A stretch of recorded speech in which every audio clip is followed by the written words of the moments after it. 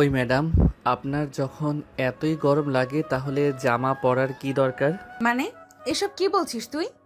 আমি কি বলছি সেটা আপনি এখনও বুঝতে পারছেন না, নাকি সব কিছু বুঝে না বোঝার ভান করছেন? আমার তো মনে হচ্ছে আপনি ইচ্ছে করেই আমার জিপারটা খুলে রেখেছেন, যাতে ওই আপনার সাদা শরীরের স্বাদ ছেলেরা দূর থেকেই নিতে পারে। তোর এত বড় সাহস! আমি ইচ্ছে করে আমার জামার জিপার খুলে রেখেছি, তুই আমাকে এই কথা বলার সাহস কই পেলি? তো আপনাকে কি বলবো? আপনি নিজেই সেটা বলে দিন না। আপনি যে আমার জিপার খুলে বাইরে চলে এসেছেন, আপনার বাসায় কি এটা দেখার মতো কোনো মানুষ নেই নাকি? যদি দেখতেই পেত। তাছাড়া আপনি যদি ইচ্ছে করে এরকমটা নাই করতেন, তাহলে তো অবশ্যই আমার জিপারটা লাগিয়ে তারপর বাসা থেকে বের হতেন। দেখ, আর একটা ফালতু কথা বললে কিন্তু আমি তো সব কটা দাঁত ফেলে দিব বলে দিলাম। আজ্ঞে না ম্যাডাম, সেটার কোনো প্রয়োজন হবে না। এমনিতেই আপনি আমাকে যে থাপ্পড় দিয়েছেন, আমার গাল পুরো ব্যথা করছে। আসলে আপনাদের মতো মেয়েদেরকে ভালো কথা বলতে নেই, ভালো কথা বলতে গেলেই এরকম পরিণয় হয়। যাই হোক, ভালো থাকবেন, আমি গেলাম। এই কথা বলে নীল সেখান থেকে চলে যাচ্ছিল। আর তখনই নেহা তার পিঠে হাত দিয়ে দেখলো সত্যিই তার জামার জিপারটা খোলা। কিন্তু আশেপাশে তো কেউ নেই। এই জিপারটা কাকে দিয়ে লাগাবে এটাই তো বুঝতে পারছে না। তাছাড়া সে এখন যেখানে রয়েছে, এখান থেকে ভার্সিটিতে যেতে প্রায় 5 মিনিটের মতো সময় লাগবে। আর পুরো রাস্তাটাই একটা জনবহুল জায়গা দিয়ে যেতে হবে। আর রাস্তার লোকজন যদি দেখতে পারে নেহার জামার পিছনের জিপারটা খোলা, তাহলে তো রাস্তার লোকজন মজা নেবে আর বাজে কথাও বলবে। তাই নেহা নীলকে পিছন থেকে ডাক দিয়ে বলে, এই ছেলে, তুই যখন বলছিস আমার জামার জিপারটা খোলা, তাহলে এটা লাগিয়ে না দিয়ে তুই এখান থেকে চলে যাচ্ছিস কেন? আমি আপনার জামার জিপার লাগিয়ে দেব কেন? আপনি একটা মেয়ে মানুষ আর আমি একটা ছেলে। তাছাড়া এটা একটা পাবলিক প্লেস, এখানে যদি মানুষজন দেখতে পায় আমি আপনার জামার জিপার লাগিয়ে দিচ্ছি, তাহলে হয়তো আমাকে গণধোলাই খেতে হতে পারে। ও, তাই নাকি? তাহলে তো আমি বলবো যে তুই যদি আমার জামার জিপারটা এখন লাগিয়ে না দিস, তাহলে আমি চিৎকার চেঁচামেচি করে এখানে লোক জড়ো করব আর সবাইকে বলবো তুই আমার সঙ্গে অসভ্যতামি করতে চেয়েছিস আর তুই আমার জামার জিপারটা খুলে দিয়েছিস। আরে ম্যাডাম, এগুলো কোন ধরনের কথা আমি তো সেটাই বুঝতে পারছি না। আমি আপনার কোন জন্মের শত্রু যে আপনি আমার থেকে শত্রুতার বদলা নিতে চাইছেন? দেখ, এত কথা বলতে আমার একদমই ভালো লাগে না। তোকে যেটা বলেছি সেটাই করতে হবে, না হলে কিন্তু তোর সঙ্গে খারাপ কিছু হয়ে যাবে, এটা তোকে বলে দিলাম। এই বলে নেহা নীলের দিকে এগিয়ে যায়। আর নীল তখন ওখানেই দাঁড়িয়েছিল। এখানে গিয়ে আবারও নেহা নীলকে বলতে লাগলো তার জামার জিপারটা লাগিয়ে দেওয়ার জন্য। নীল কিছুই বুঝে উঠতে পারছিল না কি করবে। একে তো মেয়ে মানুষ, তার উপর আবার এটা পাবলিক প্লেস, লোকজন দেখলে কি হবে সেটাই তো ভাবতে পারছে না। প্রায় 2 মিনিট ধরে নেহা সেখানে দাঁড়িয়ে থাকে, কিন্তু নীল তার জামার জিপার লাগিয়ে দেয় না। তখনই নেহা আবার ধমক দিয়ে নীলকে বলতে থাকে, এই ছেলে, কি সমস্যা তোর? তোকে না বলেছি আমার জামার জিপারটা লাগিয়ে দেওয়ার জন্য? সেটা না করে তুই এভাবে হা হা করে দাঁড়িয়ে আছিস কেন? নেহার ধমক শুনে নীল অনেকটাই থতমত খেয়ে তোতলাতে তোতলাতে বলতে থাকে, আমি কেন আপনার জামার জিপার লাগিয়ে দেব? আমি বলেছি তাই লাগিয়ে দিবি। হ্যাঁ, আইস আমার মহারানী, উনি বলেই আমাকে লাগিয়ে দিতে হবে। আপনি কি আমার ঘরের বিয়ে করা বউ নাকি যে আপনি বলবেন আর আমি আপনার জামার জীবন লাগিয়ে? ওরে বাবা রে বাবা, এখন বুঝি আমার জামার জিপারটা লাগিয়ে দেওয়ার জন্য তোকে বিয়ে করতে হবে? আচ্ছা ঠিক আছে, তাহলে চল কাজী অফিসে, আমি তোকে আজকেই বিয়ে করব। এই বলে নেহা খপ করে নীলের হাতটা ধরে ফেলে আর তাকে টানতে টানতে 1 কিলোমিটার দূরে কাজী অফিসের সামনে নিয়ে আসে। এদিকে নীলের হাত পা ঠান্ডা হয়ে আসছে। এই কেমন ডাইনি মেয়ের পাল্লায় পড়েছে সে, এটাই বুঝতে পারছে না। এই মেয়ে কোনো কথাবার্তা ছাড়াই বলছে তাকে বিয়ে করবে। নীল তখনই কাঁদো কাঁদো স্বরে নিহার পায়ে জড়িয়ে ধরে বলতে থাকে, আই এম সরি আপু, আমার ভুল হয়ে গেছে। তুমি প্লিজ আমাকে ক্ষমা করে দাও। আর কখনো আমি এরকম করব না। তুমি আমার মায়ের পেটের আপন বোন, আমাকে ছেড়ে দাও। আমার সঙ্গে এরকম করো না। কিন্তু নেহা এই কথা কোনোভাবেই শুনবে না। সে তার কথায় অনড়। সে যখন যেটা বলে সেটাই করে। সে যখন একবার সিদ্ধান্ত নিয়ে ফেলেছে সে নীলকে বিয়ে করবে, তখন সেটা করেই ছাড়বে। তাই সে নীলের কোনো কথা না শুনে তার শার্টের কলার টেনে ধরে কাজী অফিসের ভিতরে নিয়ে আসে। আর তাদের দুজনকে এভাবে দেখে কাজী সাহেব তো অনেকটাই চমকে গেলেন আর প্রশ্ন করলেন, কি ব্যাপার? কে তোমরা আর এখানে কেন এসেছো? আমরা কি সেটা জানার কোনো প্রয়োজন আপনার নেই। এখানে সবাই যে কারণে আসে আমরাও সেই কারণেই এসেছি। আপনি এখনই লেখালেখির ব্যবস্থা করুন। আমি এই ছেলেটাকে এক্ষুনি বিয়ে করতে চাই। দেখো মা, কে তুমি সেটা তো আমি জানি না, তবে আমি তোমার বোঝার চেষ্টা হিসাবে তোমাকে উপদেশ দিচ্ছি। বিয়ে তো এভাবে হয় না, বিয়ে করতে সাক্ষী লাগে। তোমরা তো দুজনই এসেছো, তোমাদের সঙ্গে তো আর কেউ নেই, তাহলে আমি বিয়েটা পড়াবো কি করে? তাছাড়া বিয়ে পড়াতে হলে নির্দিষ্ট কিছু নিয়ম কানুন মানতে হয়। দেখুন কাজী সাহেব, একদম উল্টাপাল্টা কথা বলবেন না। এইসব কথা শোনার সময় আমার নেই। আপনাকে যেটা বলেছি আপনি সেটাই করুন। এক্ষুনি আমাদের দুজনের বিয়ে পড়ানোর ব্যবস্থা করুন। তা না হলে আপনার এমন অবস্থা করব যেটা আপনি কল্পনাও করতে পারবেন না। এই বলে নেহা তার কলেজ ব্যাগের ভিতর থেকে একটা বন্দুক বের করে আর সেটা কাজী সাহেবের দিকে তাক করে ধরে। এটা দেখে তো কাজী সাহেব অনেকটাই ভয় পেয়ে যায়। নেহাকে বলতে থাকে বন্দুকটা নিচে নামানোর জন্য। উনি তাদের বিয়ের ব্যবস্থা করছেন, কিন্তু নেহা কোনো কথাই শুনতে চায় না। সে আবারও কাজী সাহেবকে ধমক দিয়ে তাড়াতাড়ি সব কিছু করার জন্য বলে। তখন কাজী সাহেব কোনো উপায় অন্তর না দেখতে পেয়ে তাদের দুজনের বিয়ের ব্যবস্থা করেন আর তারপর তাদের দুজনকে বলেন কাবিন নামায় সাইন করতে। কাজী সাহেবের হাত থেকে নেহা কাবিনের কাগজটা নিয়ে ওটাতে সাইন করে দেয় আর তারপর নীলকে বলে ওটাতে সাইন করার জন্য, কিন্তু নীল কোনোভাবেই সাইন করছিল না আর কান্না করতে করতে বলছিল, প্লিজ আপু, আপনি আমাকে ছেড়ে দিন। আপনি আমার সঙ্গে এরকমটা করবেন না। আমি যেটা করেছি তার জন্য আমি আপনার কাছে ক্ষমা চাইছি। প্লিজ আপনি আমাকে ক্ষমা করে দিন। বললাম না কোনো কথা বলবি না। চুপচাপ কাবিননামায় সাইন কর, না হলে তোর সঙ্গে এমন কিছু করব যেটা তুই কল্পনাও করতে পারবি না। এই বলে নেহা বন্দুকটা নীলের দিকে তাক করে ধরে। নীল কি করবে কিছুই বুঝতে পারছে না। তার মাথা যেন কোনো কাজই করছে না, মাথা ভো ভো করে ঘুরছে। আজ তার সঙ্গে কেন এরকম করছে? যার সঙ্গে জীবনে কোনোদিন দেখাই হয়নি, যার সঙ্গে কোনোদিন কথাই হয়নি, আজ কিনা তাকে এভাবে এই অবস্থায় বিয়ে করতে হবে? এইসব কিছুই ভাবতে নীল, কারণ সে তার ফ্যামিলির একমাত্র ছেলে। তার বাবা মা ছোটবেলা থেকে তাকে অনেক আদর যত্ন করে মানুষ করেছে। তাছাড়া শুধু নীল কেন, পৃথিবীর প্রত্যেকটা বাবা মাই তাদের সন্তানদেরকে অনেক কষ্ট করে আদর যত্ন করে লালন পালন করে মানুষের মতো মানুষ করে তোলার চেষ্টা করেন। সমস্যাটা সেখানেও নয়, সমস্যাটা হলো নেহার সঙ্গে আজকেই রাত তাই নীলের দেখা আর কথা। সেখান থেকে এভাবে হুট করে বিয়ে, এটা তো হতে পারে না। নীল যদি প্রেম করে একটা মেয়েকে তার বাবা মায়ের সামনে এনে দাঁড় করিয়ে বলতো সেই মেয়েটাকে বিয়ে করতে চায়, তাহলে তার বাবা মা এটা মেনে নিত। কিন্তু যার সম্পর্কে কোনো ধারণাই নেই তাকে বিয়ে করা, তার উপর আবার মেয়েটাকে দেখে মনে হচ্ছে বয়সে বড়। তাছাড়া কাজী সাহেবের কাছে যখন মেয়েটা নিজের বয়স বলে তখন নীল জানতে পারে মেয়েটা তার চাইতে 2 বছরের বড়। তাই না নেহাকে অনেকভাবেই রিকোয়েস্ট করতে থাকে তাকে ছেড়ে দেওয়ার জন্য, কিন্তু নেহা তার কোনো কথাই শোনে না। তখনই হঠাৎ নীলের ফোনটা বেজে উঠল। নীল মোবাইলটা হাতে নিয়ে দেখতে পেল তার আব্বু তাকে ফোন করেছে। তখনই নেহা তার হাত থেকে মোবাইলটা খপ করে ঘিরে নেয় আর ফোনটা রিসিভ করে বলতে থাকে, আসসালামু আলাইকুম শ্বশুর আব্বু, কেমন আছেন? ওয়ালাইকুম আসসালাম। কিন্তু কে তুমি? তোমাকে তো চিনতে পারলাম না। তাছাড়া তুমি আমাকে শ্বশুর আব্বুই বা কেন বলছো? শ্বশুর আব্বু, আমাকে আপনি চিনবেন না। আসলে আপনার সঙ্গে একটা দরকার আছে, তাই একটু কথা বলতে চাই। আরে এই মেয়ে আগে তুমি আরে এই মেয়ে আগে তুমি তোমার নিজের পরিচয় তো দাও, তারপর কথা বলো। তাছাড়া আমার ছেলে তো এখনো বিয়েই করেনি। ইনফ্যাক্ট ওর বিয়ের বয়সই এখনো হয়নি। তাহলে তুমি আমাকে শ্বশুর আব্বু বলছো কোন দুঃখে? শ্বশুর আব্বু, আপনার ছেলে কিন্তু অতটাও পিচ্ছি না যতটা আপনি মনে করছেন। আপনার ছেলে যথেষ্ট বড় হয়েছে। যাই হোক, এত প্যাচাল না করে কাজের কথায় আসি। আপনার ছেলেকে নিয়ে আমি কাজী অফিসে এসেছি বিয়ে করার জন্য, কিন্তু আপনার ছেলে কোনোভাবেই কাবিননামায় সাইন করতে চাইছে না। আপনি প্লিজ একবার আপনার ছেলের সঙ্গে কথা বলুন আর ওকে বলুন যদি নিজের ভালো চায় তাহলে আমাকে বিয়েটা করে নিতে। এই কথা শুনে নীলের আব্বুর মাথা একদম পুরোপুরি খারাপ হয়ে গেল। একটা মেয়ে হুট করে বলছে সে তার ছেলেকে নিয়ে বিয়ে করতে কাজী অফিসে চলে গেছে। এই খবরটা শোনার পর স্বাভাবিকভাবেই প্রত্যেকটা বাবা মায়ের মাথা মেজাজ খুব খারাপ হয়ে যাবে, এটাই স্বাভাবিক। কিন্তু ঘটনা কি হয়েছে সেটা নীলের আব্বু জানে না, তাই তিনি নিজের মাথা ঠান্ডা রেখে বিষয়টা বোঝার চেষ্টা করলেন। আর তখন তিনি মেয়েটাকে বলেন ফোনটা একবার নীলের কাছে দেওয়ার জন্য। নেহা তখন ফোনটা নীলের কাছে দেয়।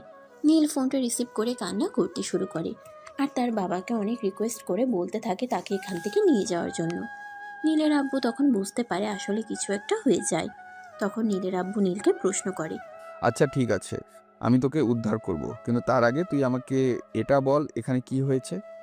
এরপর নীল তার আব্বুকে সমস্ত ঘটনা খুলে বলা শুরু করতেই নেহা তার হাত থেকে ফোনটা কেড়ে নেয় আর কলটা কেটে দেয়। আর তারপর নেহা আবারও নীলকে বলতে থাকে।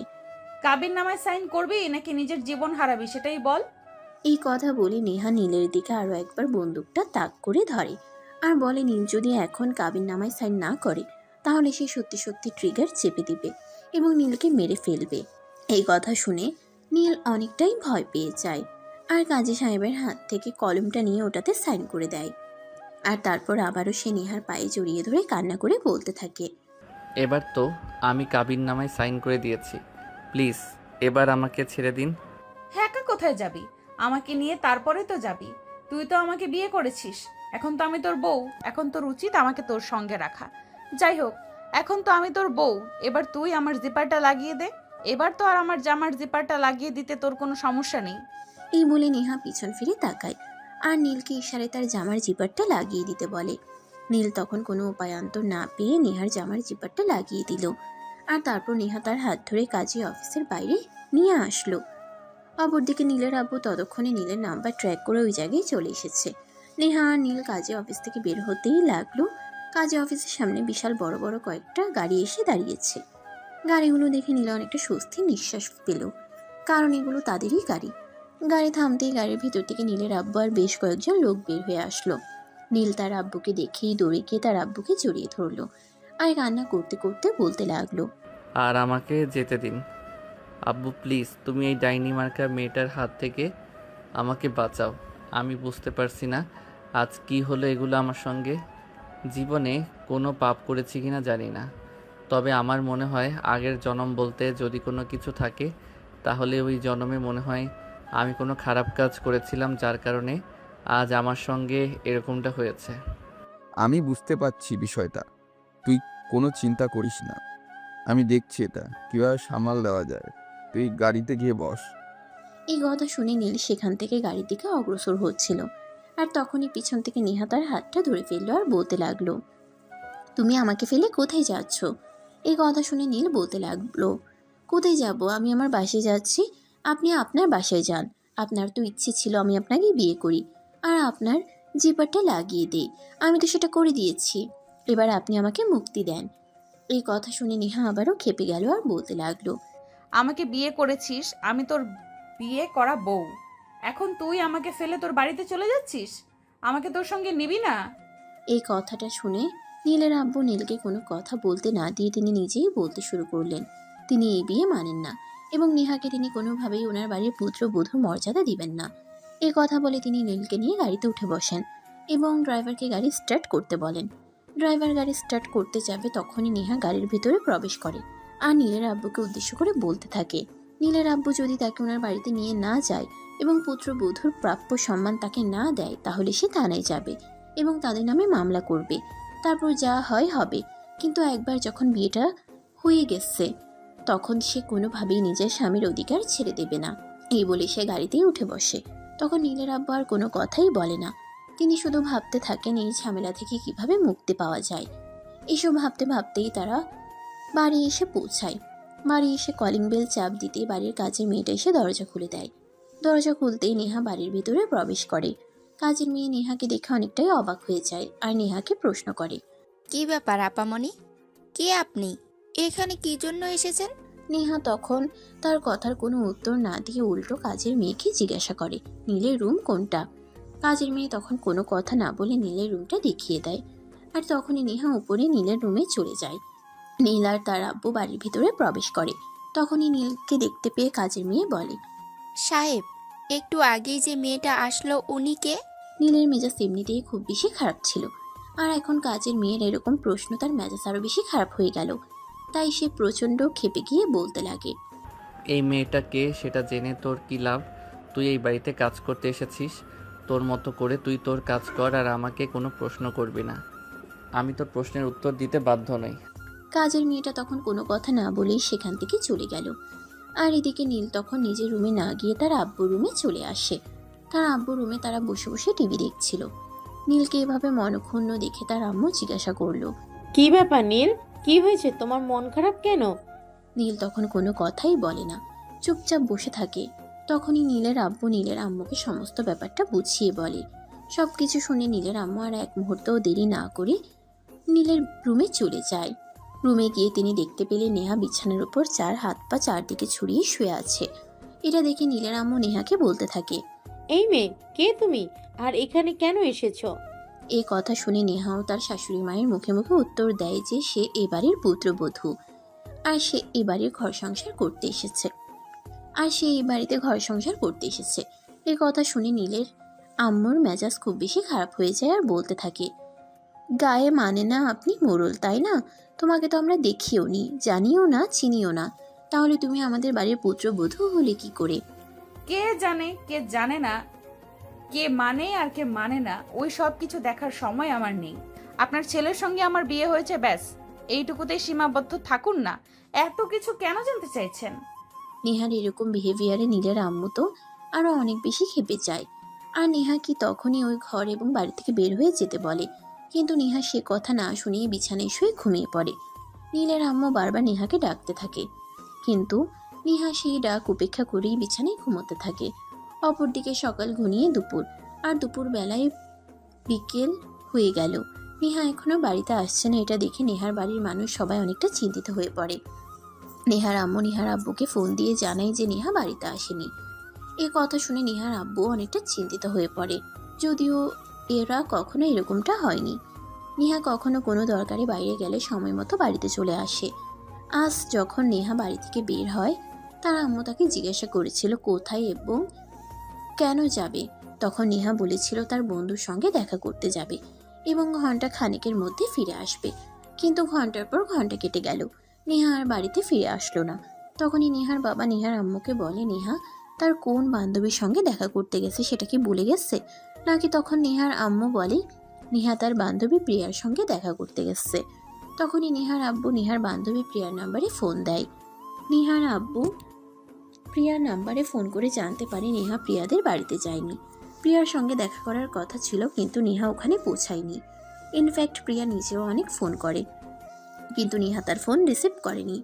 এই কথা শুনে নেহার আব্বু তো আরো বেশি চিন্তায় পড়ে গেল। তবে কি তার মেয়েটার কোনো বিপদ হয়ে গেল? তাই তিনি আর এক মুহূর্ত দেরি না করে থানায় চলে যান এবং ওনার মেয়েকে কেউ কিডন্যাপ করেছে এই বলে তিনি থানায় সাধারণ ডায়েরি করেন। দেখুন, আপনার কথা মতো আপনার মেয়ে যথেষ্ট বড় হয়েছে আর এখন নিজের ব্যাপারে সিদ্ধান্ত নেওয়ার বয়স হয়েছে। আপনি যেটা বলছেন আমি সেটা মেনে নিতে পারছি না, কারণ এত বড় মেয়েকে কেউ কিডন্যাপ করতে পারে না। আর মনে হয় আপনার কোথাও ভুল হচ্ছে। কিন্তু নেহার আব্বু ওই কথা শুনতে চান না। তিনি বারবার এক কথা বলতেই থাকেন, তার মেয়েকে কেউ একজন কিডন্যাপ করেছে। অবশেষে পুলিশ অফিসার আর থাকতে না পেরে নেহার আব্বুকে বলেন, আচ্ছা ঠিক আছে, আমরা এই মুহূর্তে আপনার কথা মেনে নিলাম। আমরা এটা মেনে নিলাম যে আপনার মেয়েকে কেউ কিডন্যাপ করেছে, কিন্তু আপনার মেয়েকে কেউ কেন কিডন্যাপ করবে? আপনার সঙ্গে কি কারোর ব্যক্তিগত কোনো ঝামেলা আছে? তখন নেহার আব্বু বলে তার কারোর সঙ্গে ব্যক্তিগত কোনো শত্রুতা নেই। ব্যক্তিগত শত্রুতার জের ধরে কেউ তার মেয়েকে কিডন্যাপ করতে পারে না। বিষয়টা কি সেটাই তো বুঝতে পারছে না। পুলিশ অফিসার তখন নেহার আব্বুকে বলে, আপনার মেয়ের ফোন নাম্বারটা দিন, আমরা দেখছি বিষয়টা। এই বলে পুলিশ অফিসার নেহার আব্বুর কাছ থেকে নেহার ফোন নাম্বারটা নেয় আর তখনই নাম্বারটা ট্র্যাকিং করে। নেহার নাম্বারটা যে লোকেশন দেখাচ্ছে এটা দেখে তো পুলিশ অফিসারের চোখ চড়ক গাছ। তিনি তো এটা বিশ্বাসই করতে পারছে না আর কোনোভাবে মেনে নিতেও পারছেন না। নেহার মতো মধ্যবিত্ত ফ্যামিলির একটা মেয়ে শহরে নামকরা ব্যবসায়ীর বাড়িতে। তখন পুলিশ অফিসার নেহার আব্বুকে জিজ্ঞাসা করে উনি কি ওনার মেয়ের কোনো ছেলের সঙ্গে রিলেশন চলছে, এ ব্যাপারে কিছু জানতেন কিনা। তখন উনি জানান ওনার মেয়ের কারোর সঙ্গে কোনো রিলেশন ছিল না। তাছাড়া ওনার মেয়ে এই বছর মাস্টার্স কমপ্লিট করেছে এবং বিভিন্ন জায়গায় চাকরির জন্য আবেদন করছে। তখন পুলিশ অফিসার নেহার আব্বুকে বলে ওনার সঙ্গে যেতে। নেহার আব্বু তখন পুলিশের সঙ্গে থানা থেকে বের হয় এবং বিশাল বড় একটা বাড়ির সামনে এসে দাঁড়ায়। এটা দেখে নেহার আব্বু পুলিশ অফিসারকে প্রশ্ন করে, এটা আপনি কোথায় নিয়ে এসেছেন? আপনাকে আপনার মেয়ের কাছে নিয়ে এসেছি। আপনি তো আপনার মেয়েকে খোঁজার জন্যই আমার কাছে গিয়েছিলেন। আপনার মেয়ে এই বাড়িতে আছে, ভিতরে চলুন, আপনার মেয়েকে পেয়ে যাবেন। এই বলে পুলিশ অফিসার আর নেহার আব্বু দুজনেই বাড়ির ভিতরে প্রবেশ করে পুলিশ অফিসার ড্রয়িং রুমে দাঁড়িয়ে নেহার নাম ধরে ডাকতে শুরু করে। কিছুক্ষণের মধ্যেই বাড়ির সবাই সেখানে এসে উপস্থিত হয়, সেই সঙ্গে নেহাও। নেহার আব্বু নেহাকে দেখেই বলতে লাগলো, কি ব্যাপার নেহা, তুই এখানে কেন? তোকে এখানে তুলে এনেছি সেটা আমাকে বল। যত বড় লোকই হোক না কেন, ওদের মুখোশ আমি খুলে দেব। দেখ, আমার সঙ্গে পুলিশ নিয়ে এসেছি।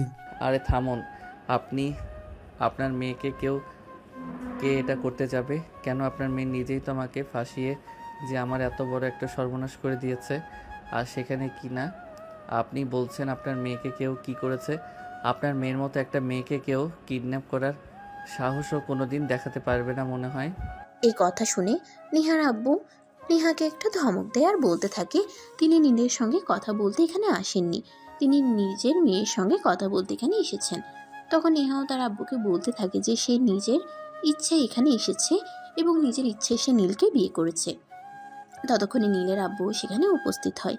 পুলিশ অফিসারকে দেখিয়ে তিনি বলেন, কি ব্যাপার অফিসার, আপনি হঠাৎ আমার বাড়িতে কি ব্যাপার অফিসার, আপনি হঠাৎ আমার বাড়িতে কোনো ঝামেলা হয়েছে নাকি? আসলে স্যার, ঝামেলা তো ছোট্ট একটা হয়েছেই, তাই তো আপনার এখানে আসা। আসলে আমি বুঝতে পারিনি ঝামেলাটা এখানে হয়েছে। আচ্ছা স্যার, আপনি বলুন বিষয়টা কি? অতঃপর নীলের আব্বু পুলিশ অফিসারকে সবটা খুলে বলল, কিন্তু নিহার আব্বু সেটা বিশ্বাসই করতে চাইল না। তিনি বলতে লাগলেন তার মেয়ে কখনো এরকমই করতেই পারে না। অপরদিকে তখনই পুলিশ অফিসার নিহার আব্বুকে ধমক দিয়ে থামিয়ে দেয় আর বলতে থাকে, এই যে তেমন আপনি অনেকক্ষণ বকবক করছেন, আপনার আর কোনো কথা শুনতেই চাই না। এখন আপনার মেয়ের মুখ থেকে সব শুনবো। এই বলে পুলিশ অফিসার নিহার দিকে ফিরে তাকায় আর তার কাছ থেকে সবকিছু জানতে চায়। নেহা তখন সবকিছুই পুলিশ অফিসারকে খুলে বলে, আর সে এটা পরিষ্কার করে জানিয়ে দেয় যে সে নীলের বাড়িতেই থাকবে, কারণ তার নীলের সঙ্গে বিয়ে হয়ে গেছে। সে এখন আর এই বাড়ি থেকে কোনোভাবেই ফিরে যাবে না। ঠিক তখনই নীলের আব্বু পুলিশ অফিসারকে বলতে থাকে নেহাকে এই বাড়ি থেকে নিয়ে যেতে। তিনি নেহাকে এই বাড়িতে আর এক মুহূর্তও দেখতে চান না, কারণ নেহা তার ছেলেকে ফাঁসিয়ে নিয়ে বিয়ে করেছে। এটা ঠান্ডা মাথায় পরিকল্পনা করেই করেছে। তিনি এই বিয়ে কোনোদিনও মেনে নেবেন না। এই কথা শুনে নেহা বলতে থাকে, তা শ্বশুর মশাই, সে আপনি যাই বলেন না কেন, আমি কিন্তু কোনোভাবেই এই বাড়ি থেকে কোথাও যাচ্ছি না। আমি এই বাড়িতেই থাকবো এবং আপনার ছেলের সঙ্গে সংসার করব। কোনো অ্যাক্সিডেন্টালি হলেও আপনার ছেলের সঙ্গে বিয়েটা আমার হয়ে গেছে। এই কথা বলে নেহা তার আব্বুকে এই বাড়ি থেকে চলে যেতে বলল এবং সঙ্গে সঙ্গে এসে রুমে চলে যায়। আর এদিকে কোনো উপায়ান্তর না পেয়ে নেহার আব্বু পুলিশ অফিসার নিয়ে ওই বাড়ি থেকে চলে যেতে বাধ্য হয়। নেহার আব্বু বাড়িতে যেতেই নেহার আম্মু দরজা আছে এবং নেহা কোথায় আছে সেটা জানতে চায়। তখনই নেহার আব্বু সবকিছু খুলে বলে।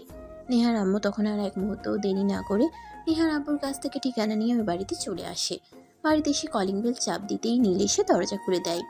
নীলকে দেখেই নেহার আম্মু অনেকটা অবাক হয়ে নীলকে প্রশ্ন করে, ম্যাডাম, এটা তো আমাদের বাড়ি, তাহলে আমি থাকবো না তো এখানে কে থাকবে? মানে এটা তোমাদের বাড়ি? মানে কি আমার মেয়ে তোমার সঙ্গে বিয়ে হয়েছে? এসব আপনি কি বলছেন ম্যাডাম? আমার যার সঙ্গে বিয়ে হয়েছে সে আপনার মেয়ে? দেখো, একদম নেকা সাজার চেষ্টা করবে না। আমার মনে হয় তুমি জেনে শুনে ইচ্ছা করে আমার সঙ্গে এরকমটা করেছো, তাই না? আমি তোমাকে ইংরেজিতে ফেল করেছিলাম আর সেটার জন্য বদলা নিচ্ছ? কথাটা শুনেই নীলের মাথাটা একটা চক্কর দিয়ে উঠল। সে তখনই সোফায় বসে পড়ল আর নেহার আম্মুকে বলতে লাগলো সে কোনো বদলা নিচ্ছে না, উল্টে তার উপর ম্যাডাম হয়তো বদলা নেওয়ার চেষ্টা করছে। কারণ ম্যাডাম যখন তাকে ইংরেজিতে ফেল করিয়েছিল তখন সে ম্যাডামকে বলেছিল তার পরিণাম ভালো হবে না, কারণ সে ইংরেজিতে অতটা খারাপ নয় যে ফেল করবে।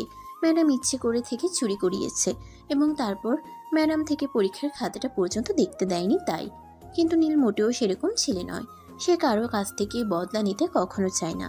ইনফ্যাক্ট সে সবসময় সমস্ত রকম ঝামেলা থেকে নিজেকে দূরে রাখতে চায়।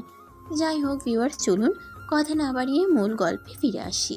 নেহার আম্মু তখন নীলকে বলে নেহাকে ডেকে দিতে, তিনি নেহার সঙ্গে কথা বলবেন। নীল তখন বলে, দেখুন, এমনিতেই আপনার জন্য আমাকে আমার লাইফ থেকে একটা বছর বাদ দিতে হয়েছে। এখন আবার আপনার মেয়ে আমার জীবনটাকে বরবাদ করার জন্য এসেছে। আমি বুঝতে পেরেছি এটা আপনি ইচ্ছে করেই করেছেন, তাই আপনার মেয়েকে আপনি নিজেই খুঁজে নিন, আর পারলে আমার বাড়ি থেকে নিয়ে যান। হ্যাঁ অবশ্যই, আমি তো আমার মেয়েকে এখান থেকে নিয়ে যাব। আমি কি তোমার মতো ছেলের সঙ্গে আমার মেয়েকে বিয়ে দেব নাকি? আমার মেয়ে মাস্টার্স কমপ্লিট করেছে এবছর, আর তুমি সবেমাত্র অনার্স ফাইনাল ইয়ারে পড়াশোনা করছো। তোমার মতো পিচ্চি মার্কা একটা ছেলের সঙ্গে আমি আমার মেয়ের বিয়ে কখনোই দেব না। এরপর নেহার আম্মু নীলের সঙ্গে আর কোনো কথা না বলে নিজের বাড়ির ভিতরে চলে গেলেন আর নেহাকে খুঁজে বের করলেন। নেহা তার আম্মুকে দেখেই বলতে লাগলো তার আম্মু এখানে কেন এসেছে। তখন তার আম্মু বলে যে তাকে নিতে এসেছে, কিন্তু সে এখান থেকে কোনোভাবেই জানে না এটা তার আম্মুকে জানিয়ে দেয়। তাই তার আম্মু বাধ্য হয়ে সেখান থেকে চলে গেল। সন্ধ্যা আর সন্ধ্যা গনিয়ে রাত হতে চলল। বাড়িতে শ্মশান কাণ্ড চলছে, কেউ রান্না বান্না পর্যন্ত করেনি। নেহা সেই সকালবেলা বাসা থেকে নাস্তা করে বের হয়েছিল, দুপুরের খাবার খায়নি। আর এদিকে রাতের খাবার খাওয়ার সময় হয়ে গেছে। তার পেটে ক্ষুধায় ইঁদুর দৌড়াদৌড়ি করছে, তাই সে রুম থেকে বের হয়ে তার শাশুড়ি আম্মুকে খুঁজতে লাগলো। শাশুড়ি আম্মু কই আপনি? সবার খুব ক্ষুধা পেয়েছে, আমাকে খাবার দেন। নেহার এরকম বেসুরো গলার আওয়াজ শুনে নীলের আম্মু রুম থেকে বের হয়ে আসে, আর সেই দিয়ে নামতে নামতেই নেহাকে উদ্দেশ্য করে বলতে লাগে, এই মেয়ে, তোমাকে না বলছি তুমি একদম আমাকে শাশুড়ি আম্মু বলবে না। আমি তোমাকে আমার পুত্রবধূ হিসেবে মানি না, আর কোনোদিন মানবো না। আর এই বাড়ির থেকে যদি তোমার খাবার খাওয়া ইচ্ছে থাকে তাহলে তুমি নিজে খাবার বানিয়ে খেয়ে নাও, কেউ তোমাকে খাবার বানিয়ে খাওয়াবে না। নেহা তখন কোনো কথা না বলেই সোজা রান্নাঘরে ঢুকে গেল, আর তারা নিজের জন্য খাবার তৈরি করে খাবার খেয়ে নিল। নেহা খাবার খাচ্ছিল, তখনই তার শাশুড়ি মা রান্নাঘরে আসে আর দেখতে পাই সে নিজের তৈরি করা খাবার নিজে নিজেই খাচ্ছে। তখন তার শাশুড়ি মা তাকে উদ্দেশ্য করে বলেছে কেন নিজের জন্য শুধু খাবার তৈরি করেছে, সে কেন পরিবারের সবার জন্য খাবার তৈরি করেনি। তখন নেহা তার শাশুড়ি মায়ের মুখের উপর উত্তর দেয় সে কারোর জন্য খাবার তৈরি করতে পারবে না, সে এ বাড়ির পুত্রবধূ, কাজের মেয়ে নয়। এরপর সে তার শাশুড়ি মাকে আর কোনো কথা বলার সুযোগ না দিয়ে রুমে চলে গেল। রুমে গিয়ে দেখে নীল এখনো রুমে আসেনি, তাই সে নীলকে নাম ধরে ডাকতে থাকে, কিন্তু সে কোথাও নীলের গলার আওয়াজ শুনতে পায় না। অবশেষে বাধ্য হয়ে সে রুম থেকে বের হয় এবং সারা বাড়ি তন্ন তন্ন করে খুঁজে বেড়ায়, কিন্তু কোথাও খুঁজে পায় না। তাই সে নীলকে খোঁজার জন্য বাড়ির ছাদে চলে যায়। সেখানে গিয়ে দেখতে পায় নীল ছাদের এক কোণে দাঁড়িয়ে দাঁড়িয়ে মনের সুখে সিগারেট টানছে। নেহা তখনই নীলের পিছন থেকে ধমক দিয়ে বলে, এই হারামজাদা, তোর এত বড় সাহস, তুই এখানে দাঁড়িয়ে সিগারেট খাচ্ছিস? হঠাৎ করেই নেহার গলার আওয়াজ শুনে নীল অনেকটাই চমকে যায়, আর পেছন ফিরে তাকিয়ে নেহাকে দেখতে পেয়ে বলতে থাকে, আপনি এখানে কেন এসেছেন? কেন এসেছি এইটাতেই বুঝতে পারছিস না? আমি তোর বিয়ে করা বউ, আর আজকে আমাদের বিয়ে হয়েছে। এখন রাত অলরেডি 11টার বেশি বেজে গেছে, আমাদের বাসর ঘর এখনো সাজানো হয়নি কেন? বাসর ঘর কথাটা শুনে নীল একটা তার ছেলের হাসি দিয়ে বলতে থাকে, কিসের বাসর ঘর আর কার বাসর ঘর? যেখানে বিয়ে হয়নি সেখানে বাসর ঘর কোথা থেকে আসছে? এই কথা শুনে নেহা আরো অনেকটাই বেশি ক্ষেপে যায় আর বলতে থাকে, দেখ, একদম আমার মেজাজ খারাপ করাবি না বলে দিলাম। এখনই তুই আমার সঙ্গে রুমে চল, বাসর ঘর সাজাতে হবে না, যা আছে তাতেই চলবে, ওখানেই বাসর সেরে নিতে পারবো। এই বলে নেহা নীলের হাতটা ধরে ফেলে আর টানতে টানতে সিঁড়ি দিয়ে নামিয়ে নিয়ে আসছিল। আর তখনই নীল বলতে থাকে, আপনি কেন করছেন আমার সঙ্গে এরকম? আমি আপনার কোন জন্মের শত্রু ছিলাম যে আপনি আমার সঙ্গে এরকম করছেন? কিন্তু নেহা তখন নীলের কথার কোনো উত্তর দেয় না, চুপচাপ নীলকে রুমের ভিতরে নিয়ে আসে আর দরজাটা ভিতর থেকে লাগিয়ে দেয়। কি হলো, আপনি দরজা কেন বন্ধ করলেন? তো আমি যে তোর সঙ্গে বাসর করছি এটা কি সবাইকে দেখাতে হবে নাকি? তোর যদি দরজা খোলা রেখে সবাইকে সবকিছু দেখানোর ইচ্ছে থাকে তাহলে আমার কোনো সমস্যা নেই, দরজা খোলা রাখতে পারিস। দেখুন, আপনি আমাকে এখান থেকে যতদিন, আমি কোনোভাবেই আপনার সঙ্গে ওসব কিছু করব না। আমি এখনও অনেক ছোট আছি, বিয়ে করার মতো বয়স আমার হয়নি। তাছাড়া বিয়ে বাসর ওগুলো তো আমি কিছু বুঝিই না। তখনই নেহা বলতে থাকে, তোকে কিছু বুঝতে হবে না, যা বোঝার আমি সব বুঝি, আর আমি তোকে সব কিছু বুঝিয়ে দেব। তুই যেটা না জানিস ওটা আমি তোকে শিখিয়ে দেব। এই বলে নেহা নীলকে ধাক্কা দিয়ে বিছানার উপর ফেলে দেয় আর তখনই তার বুকের উপর বসে পড়ে। এদিকে নেহা নীলের বুকের উপর বসে পড়াতে নীলের নিঃশ্বাস নিতেও কষ্ট হচ্ছিল, তাই সে নেহাকে বলতে থাকে তার বুকের উপর থেকে নামার জন্য। কিন্তু নেহা তার কোনো কথা না শুনেই তো আর কথা বলাই বন্ধ করে দিল। নীলের ঠোঁট দুটো নিজের দখলে নিয়ে নিল আর তারপর ইচ্ছে মতো কিস করতে থাকলো। প্রায় 5 মিনিট কিস করার পর নেহা নীলের ঠোঁট দুটো ছিঁড়ে দেয় আর নীল তখন গলা কাটা মুরগির মতো ছটফট করতে থাকে, অনেক জোরে জোরে নিঃশ্বাস নিতে থাকে আর নেহাকে বলতে থাকে, এটা আপনি কি করছিলেন? আর একটু হলে তো আমি মরেই যেতাম। এইসব তুই কি বলছিস? তুই মরে যাবি কেন? এই তো সবেমাত্র তোর সঙ্গে আমার বিয়ে হয়েছে, আর এখনো বাসরটাই করলাম না, আর এখন কিনা তুই বলছিস মরে যাবি? এইভাবে বললে হয় নাকি? আর এত বড় ছেলে হয়েছিস আর এখনো এইটুকু কিসের ভার নিতে পারিস না? দেখ, আমি কিন্তু হেভি রোমান্টিক। আমার সঙ্গে কিন্তু দিনের 24 ঘন্টার মধ্যে 18 ঘন্টায় রোম্যান্স করতে হবে, বাকি 6 ঘন্টা তোকে দিয়ে দেবো। এই বলে নেহা আবারও নীলের ঠোঁট দুটো নিজের দখলে নিয়ে এনে আরও গভীরভাবে কিস করতে থাকে। এভাবে চলতে থাকে বেশ কিছুক্ষণ সময়। নীল প্রথমে নিজেকে কন্ট্রোল করার চেষ্টা করলেও পরে আর পেরে উঠছিল না, তাই সেও নেহার সঙ্গে সঙ্গে রেসপন্স করতে থাকে। হাজার হোক ছেলে মানুষ বলে কথা, লোহার কাছে চুম্বক থাকলে লোহা তো চুম্বককে আকর্ষণ করবে, এটাই স্বাভাবিক। তাই প্রায় বেশ কিছুক্ষণ সময় পর দুজন দুজনের মধ্যে বিলীন হয়ে গেল। আর 1 ঘন্টা ধরে চলল তাদের ভালোবাসার রোমান্টিক আদান প্রদান পর্ব। তাদের ভালোবাসার প্রেমময় মুহূর্ত শেষ হলে দুজনে বিছানায় শুয়ে পড়ে। আর ঠিক তখনই নেহা আবারও এসে নীলকে জড়িয়ে ধরে। তখন নেহাকে নীল বলতে থাকে, কি হলো?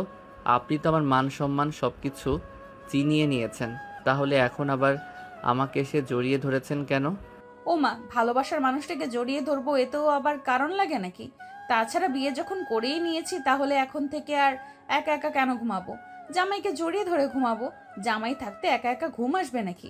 এই বলে নেহা নীলকে আরো শক্ত করে জড়িয়ে ধরে আর ঘুমিয়ে পড়ে। এদিকে নীলের তো কোনোভাবেই ঘুম আসছিল না, কারণ সে সবসময় একা একা ঘুমাতে অভ্যস্ত। সেই যখন ক্লাস 3-তে পড়ে তখন থেকে সে একা একা ঘুমায়, আর এখন কিনা হুট করে তার সঙ্গে একটা মেয়ে ঘুমাবে, এটা সে মেনে নিতেই পারছিল না। তাই সারা রাত চলে গেলেও নীলের চোখে আর ঘুম আসলো না। সারাটা রাত তাকে নির্ঘুম কাটাতে হলো। ফজরের আজান দিচ্ছিল, ঠিক তখনই নীল নেহাকে ঘুম থেকে ডেকে তুলল আর ফ্রেশ হয়ে এসে নামাজ পড়ার জন্য বলল। কিন্তু নেহা কোনোভাবেই ঘুম থেকে উঠতে চাইছিল না। সে আরও ঘুমোবে আর অনেকক্ষণ পর ঘুম থেকে উঠবে। তাই নীল কোনো রকম নেহাকে নিজের বুকের উপর থেকে নামিয়ে ওয়াশরুমে চলে গেল ফ্রেশ হওয়ার জন্য। ফ্রেশ হয়ে এসে সে ফজরের নামাজ আদায় করে নিল। তারপর বের হয়ে গেল মর্নিং ওয়াক করার জন্য। ফাটাফাটি শেষ করে সকাল 8টার দিকে বাসায় ফিরে আসলো। সকাল 8টার প্রতিদিন যখন সে এই টাইমে বাসায় ফিরে আসে, বাসায় এসে দেখতে পায় টেবিল ভর্তি নাস্তা। কিন্তু সে আজ যখন নাস্তা করার জন্য ডাইনিং টেবিলে গেল, তখন সে দেখতে পেল পুরো ডাইনিং টেবিল একদম ফাঁকা। টেবিলে কোনো রকম কোনো খাবার নেই। তাই সে তার আম্মুকে ডাকতে থাকে এবং কিছুক্ষণ পর তার আম্মু সেখানে আসলে তার আম্মুকে জিজ্ঞাসা করে টেবিলে কোনো খাবার নেই কেন। তখন তার আম্মু বলে তিনি এই বাড়ির কারোর জন্য কোনো খাবার তৈরি করতে পারবেন না। এই বাড়িতে যে মেয়েটা জোরপূর্বক ঢুকে পড়েছে, ওই মেয়েটাকে বাড়ির সবার জন্য খাবার তৈরি করতে হবে, কারণ ওই মেয়েটা নিজেকে এ বাড়ির পুত্রবধূ বলে দাবি করেছে। তাই এসব কথা শুনে নীল আর কোনো কথা না বলেই বাড়ি থেকে বের হয়ে গেল। তারপর একটা রেস্টুরেন্ট থেকে সকালে নাস্তা করে নিল। নাস্তা শেষ হলে নীল বাসায় চলে আসলো। বাসায় এসে দেখতে পেল নেহা তখনও ঘুমাচ্ছে। নীল তখন নেহাকে আর ঘুম থেকে ডেকে না তুলেই ভার্সিটি যাওয়ার জন্য তৈরি হয়ে গেল। তারপর বাসা থেকে বের হয়ে সোজা ভার্সিটিতে চলে আসে। ভার্সিটিতে আসতেই তার বন্ধুরা তাকে ঘিরে ধরল এবং একের পর এক সবাই প্রশ্ন করেই চলল, রাজ, কি রে, কি ব্যাপার দোস্ত, এভাবে হঠাৎ করে আমাদেরকে না জানিয়ে বিয়ে করে নিলি? আরে ভাই, আমি তো নিজেও জানতাম না, হুট করে এভাবে আমার সঙ্গে কি থেকে কি হয়ে গেল। আমি তো সেটাই বুঝতে পারছি না কেন আমার সঙ্গে এরকম হলো। এভাবেই তাদের মধ্যে কথা হচ্ছিল। তখনই নিহার আম্মু এসে সেখানে উপস্থিত হয়। নিহার আম্মুকে দেখে সবাই ওনাকে সালাম দেয়। আর ঠিক তখনই নিহার আম্মু নীলকে উদ্দেশ্য করে বলতে থাকে, তুমি সবকিছু জানতে এবং সবকিছু ঠান্ডা মাথায় চিন্তা ভাবনা করেই করেছো। তুমি কেন করলে এরকম? আর আমার মেয়েটাও কেমন সেটাও আমি বুঝতে পারছি না। আমার মেয়েটাও কেন যে তোমার মতো একটা ছেলেকে বিয়ে করতে গেল? আচ্ছা, তুমি আমাকে একটা কথা বলো, তোমাদের এই সম্পর্কে কতদিন ধরে চলছিল? নীল তখন নেহার আম্মুকে বলে তাদের মধ্যে কোনো সম্পর্ক ছিল না। ইনফ্যাক্ট কালকের আগে নেহাকে সে কোনোদিন দেখেও নি পর্যন্ত। কিন্তু নেহার আম্মু তার কোনো কথাই বিশ্বাস করলো না, উল্টে তাকেই দোষারোপ করলো। আর তখনই আবারও তার বন্ধুরা তাকে প্রশ্ন করতে লাগলো সে কি ম্যাডামের মেয়েকে বিয়ে করেছে, নাকি তখন সে তার বন্ধুদেরকে সমস্ত ঘটনা খুলে ফেলে। সব কিছু শুনে তার বন্ধুরা তাকে বলে, কি বলছিস দোস্ত, অবশেষে কি না ম্যাডামের মেয়েকে বিয়ে করতে গেলি? আরে ভাই, তোরা শুধু শুধু আমাকে কেন কথা শোনাচ্ছিস?